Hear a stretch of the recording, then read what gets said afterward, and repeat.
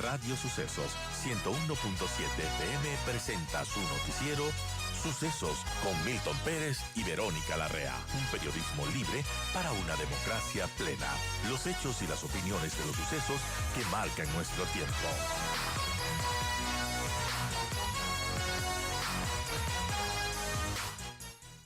(8:44), nosotros continuamos con más y es hora de hablar sobre esto que está sobre la mesa.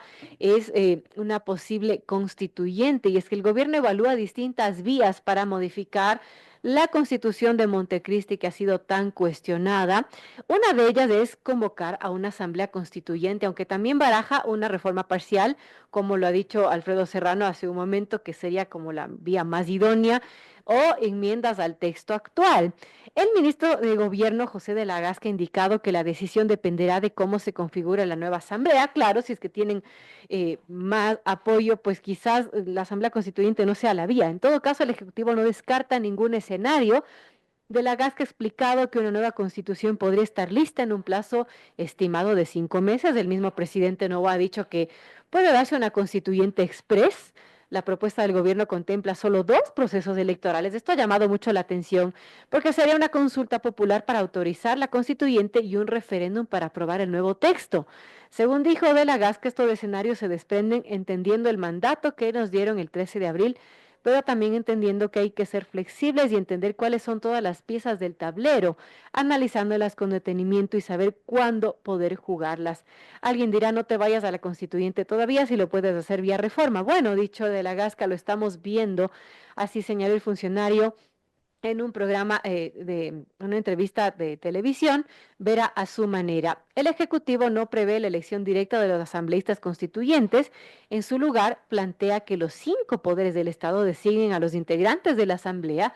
También se consideraría la participación de representantes de la sociedad civil y de gremios. Según el ministro, este mecanismo evitaría una tercera elección y permitiría mayor agilidad en el proceso. No obstante, expertos constitucionalistas advierten que esta vía no sería legal. ¿Qué dice don José Chalco Salgado, abogado especialista en Derecho Constitucional? No habría que elegir asambleístas constituyentes. ¿Cómo ve esta posibilidad, doctor Salgado? Doctor Chalco Salgado, bienvenido y gracias por acompañarnos. Verónica, buenos días a usted y buenos días a quienes nos escuchan a través de tan prestigioso y querido medio y su programa en especial. Mire, Verónica, esto tiene que entenderse, como yo vengo sosteniendo, como una suerte de operación constitucional y operación política. ¿Qué implica aquello? Cuando usted opera, busca el menor riesgo para el paciente. Y entonces aquí hay que encontrar una operación constitucional y una operación política menos riesgosa para el paciente, que es el Ecuador. Lo primero, la constitución del Ecuador tiene que cambiarse, por supuesto. La constitución es una pesada herencia de una época precisamente en donde se buscaba hacerse del poder. La constitución dejaba de frenar al poder para auspiciar al poder.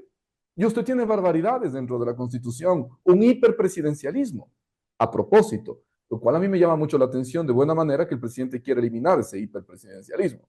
Un Consejo de Participación Ciudadana y Control Social, un Consejo de la Judicatura indebidamente conformado. Usted tiene una fiscalía que no es autónoma. Usted tiene exceso de legisladores. Y yo creo que todo eso son errores que están en la Constitución. Y esos errores, además, hacen que el Ecuador tenga hoy un consenso. En este país tan difícil, tan diverso, tan plural, hay mínimos sobre los cuales se puede llegar a consenso, apreciada Verónica, y es sobre la eliminación de este engendro constitucional, Consejo de Participación, es sobre la reducción de asambleístas, y eso no requiere una constituyente. Eso se puede hacer vía una reforma parcial, que es lo que estoy sosteniendo, una operación constitucional menos riesgosa, más ágil. ¿Y por qué lo digo así? Porque la Corte Constitucional en el año 2018, 19, 22, 23 ha desarrollado una línea jurisprudencial muy clara en donde ya ha habilitado la reforma parcial para lo que estoy sosteniendo, para eliminar los 5 poderes del Estado y volver a 3, para eliminar el Consejo de Participación de Liga Azul y Liga 2, para reconfigurar a este Consejo de la Judicatura que vemos que solamente ha servido para la obstrucción y mal funcionamiento de la justicia. Podríamos lograr la autonomía de la Fiscalía General del Estado. Podría volverse a preguntar sobre el arbitraje internacional, por ejemplo.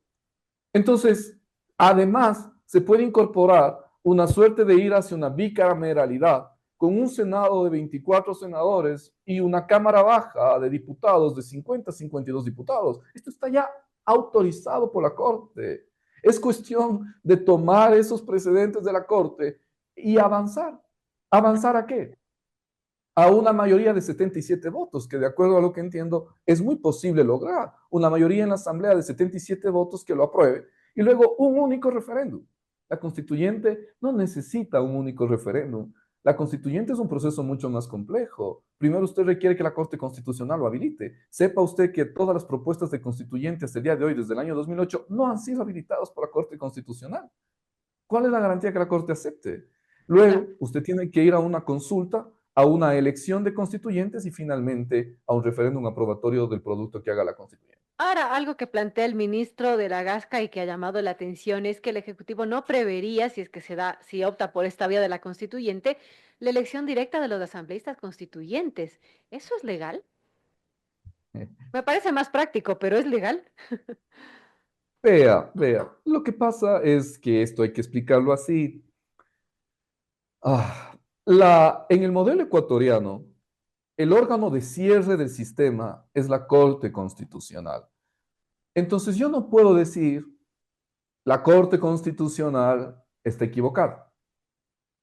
Yo puedo analizar eso, pero una vez que la Corte Constitucional algo ha dispuesto, eso es obligatorio. Todas las decisiones de la Corte Constitucional son de obligatorio e inmediato cumplimiento. Lo segundo, el órgano que cierra la interpretación no es lo que yo diga, lo que usted diga o cualquier persona diga sobre lo que dice la Constitución, es lo que la Corte Constitucional diga obligatoriamente como interpretación constitucional. Ese es el órgano de cierre del sistema, a eso me refiero. Y la Corte Constitucional, en sus dictámenes, ha desarrollado y ha configurado varios elementos sobre el poder constituyente. El primero, que la Asamblea Constituyente ya no puede ser de plenos poderes. Claro. Como esa traumática fórmula que se inventó el correísmo, recuerde usted, de plenos poderes en el año 2007, en donde quisieron hasta refundar el país. Ya, eso ha dicho la Corte, no se puede. Lo segundo, la Corte Constitucional expresamente ha dicho en sus dictámenes, que cuando se solicita una convocatoria constituyente, entre otros elementos que tienen que estar, es el estatuto. Y dice la Corte Constitucional que el estatuto deberá contener la forma de elección de los constituyentes, la forma de asignación de escaños, el tipo de voto. Y luego la Corte ha dicho, además, que una constituyente debe garantizar la máxima participación democrática.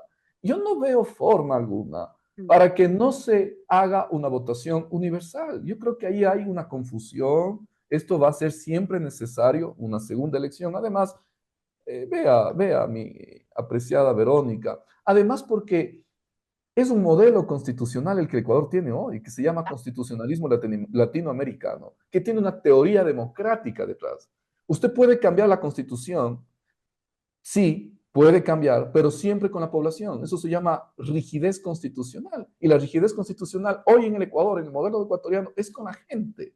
Por eso es que hay procesos de apertura democrática. Yo creo que en vez de desgastarse en aquello, más bien se podrían, si es que ya la vía que se ha decidido es la constituyente, sí, porque no se escuchan estos otros argumentos, creo, importantes sobre la posibilidad de una reforma parcial. Y si se ha decidido que a todas hay que ir con la constituyente, Verónica, yo creo que hay que esforzarse, en vez de negar lo que la Corte Constitucional ha dicho, hay que esforzarse en buscar fórmulas creativas. Déjeme decirle algo. Por ejemplo, podrían pensar en combinar un voto universal, donde la población se pronuncie para la conformación de la mitad de la constituyente, voto universal, y la otra mitad de la constituyente, por ejemplo, que provenga de colegios electorales, de órganos representativos. de las No, tendrían universidades, de los distintos, gremios sindicales. tendrían que tener los notables asambleístas constituyentes para que, bueno, la gente pueda elegirlos, porque también puede resultar el remedio peor que la enfermedad, ¿no? Que se Así elija es. gente que no se aprueba, que redacten cualquier cosa y que el texto salga peor que la constituyente de Montecristi. Esos son los riesgos, esos son los riesgos, esos son los riesgos de por qué precisamente es mucho más idóneo ir a una reforma parcial en la que usted en 6 meses está en una sola elección y hace los cambios estructurales que requiere la Constitución del Ecuador. La constituyente es imposible que sea en primer lugar express. No existe eso en la En Constitución del 5 meses, Ecuador. como plantea el ministro de la Gasca, muy poco tiempo. No, no. Solamente en la Corte Constitucional tomará su tiempo de dictamen y la Corte Constitucional se tomará indiscutiblemente sus 3 meses al menos en discutir esto. Esto no es una cuestión menor, no es pues un dictamen cualquiera, el habilitar una constituyente. Implica una reflexión que ya nos ha dicho la Corte de justificaciones sociales, económicas profundas, de por qué hay que ir a un nuevo orden constitucional. Yo pienso que el Ecuador necesita una constituyente, sí. Yo he escrito sobre el hiperpresidencialismo en el Ecuador y he dicho que la constituyente es necesaria desde hace muchos años atrás, pero este no es el momento, porque hay que tener un proyecto de constitución primero. Y en el país, cuidado, cuidado, en un ambiente en donde la inseguridad es la regla, abramos una constituyente para que las bandas y los bandidos se quieran tomar la institucionalidad. Y ya lo Por el vimos. temor, ¿no? Cuidado sean intrusos los que recomiendan una constituyente. Intrusos de la segunda vuelta electoral que han perdido y que necesitan espacios institucionales. Claro, además, no siempre quien convoca a una constituyente es quien controla este proceso y allí el temor de que salga al revés de lo que se quisiera, ¿no? Hay una operación idónea y expedita, apreciada Verónica, que yo creo que el país tiene que entenderla, comprenderla con serenidad.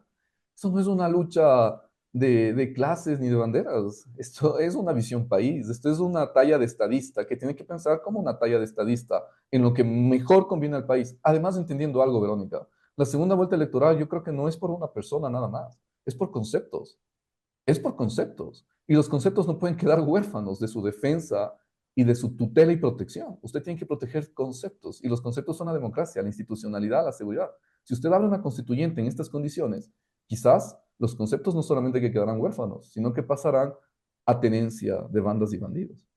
Bueno, cada vez escucho más voces que estarían en contra de una constituyente porque creen que el momento simplemente no es el adecuado.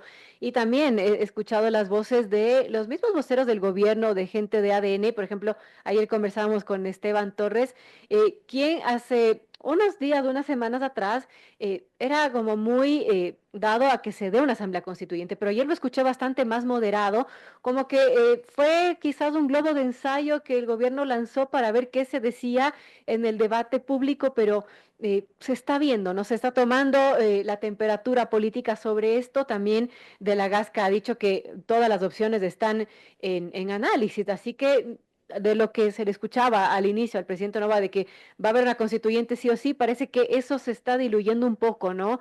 Con todo el debate público que se ha dado, con todas Qué las voces bueno, en que no sería el momento, tal vez la vía que la tomen, dado también la conformación de la Asamblea, será esa reforma parcial. qué bueno, Verónica. Eso hablaría muy bien del gobierno.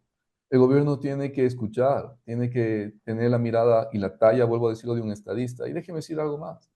Yo he escuchado a muchas personas que tienen preocupación sobre los sectores estratégicos, que hay que reformar la constitución porque no permite que los sectores estratégicos puedan ir a manos de gestión privada. Eso es falso. Eso no está prohibido en la constitución. Yo les hago notar con mucha claridad que la constitución expresamente señala en el artículo 316 que en casos excepcionales de conformidad a la ley, se puede gestionar desde el sector privado los sectores estratégicos. Entonces, ¿eso qué requiere? Que la ley, si es que tiene, porque la Constitución dice de conformidad a la ley. Entonces, si la ley tiene obstáculos, la ley de hidrocarburos, la ley de minas, la ley de energía eléctrica, ajustémosla. Y eso requiere 77 votos, nada más. Pero la Constitución se habilita y el dictamen 4210-IN de la Corte Constitucional del año 2021 expresamente lo dicho, que el Estado sí tiene la primacía sobre la gestión de sectores estratégicos, la primacía, pero que eso no limita, elimina la posibilidad de que el sector privado también participe cuando se requiera de conformidad nuevamente a la ley. Entonces, si la ley está ahí y la ley nos genera obstáculos, limitaciones, eso es una cuestión que se cambia en el Parlamento. Pero el país yo creo que requiere estabilidad, seguridad, que no vuelva a incrementar el riesgo país por una elección, menos hoy en la inseguridad que podría ser que bandas y bandidos quieran la institucionalidad o que los perdedores sean los intrusos que intenten una constituyente, porque yo no encuentro otro sentido cuando usted tiene una vía expedita que es la reforma parcial, ya habilitada, vuelvo a decir, Ujú. ya habilitada por la Corte Constitucional. Y eso sumado a las enmiendas que están propuestas, ¿no? Por este mismo gobierno. Mire, Verónica, usted tiene distintos mecanismos de cambio a la Constitución, que son la enmienda, la reforma y la constituyente. Y Claro. efectivamente, usted vía enmienda puede ingresar algunos cambios constitucionales que la Corte Constitucional inclusive ya habilitó. Por ejemplo, usted puede volver a preguntar sobre el arbitraje internacional. Usted puede volver a preguntar sobre la contratación por horas. Usted puede generar incluso, hay la habilitación de que exista una suerte de incentivos a los conservadores ambientales. Es cuestión de que el equipo jurídico diga la verdad y diga que hay una vía más expedita, una operación distinta. Encuentre los dictámenes de la Corte Constitucional, los sistematice como lo hacemos nosotros para dar una clase de derecho constitucional y ellos lo hagan, sistematicen, encuentren, perfeccionen un documento que luego la Corte califique de acuerdo a sus precedentes y vayan a la Asamblea con 77 votos y un único referéndum, creo yo, en 6 meses de su estado. Bueno, esas son las voces de los expertos que estamos justamente buscando para formarnos una idea más clara de las posibilidades que tenemos sobre la mesa que plantea el gobierno, en este caso, una posible asamblea constituyente. Coincido con el doctor José Chalco Salgado, que no sería quizás el momento para hacerlo. Gracias, doctor, por acompañarnos en esta mañana. Verónica, siempre es un gusto y un honor estar con usted. Tenga un buen día.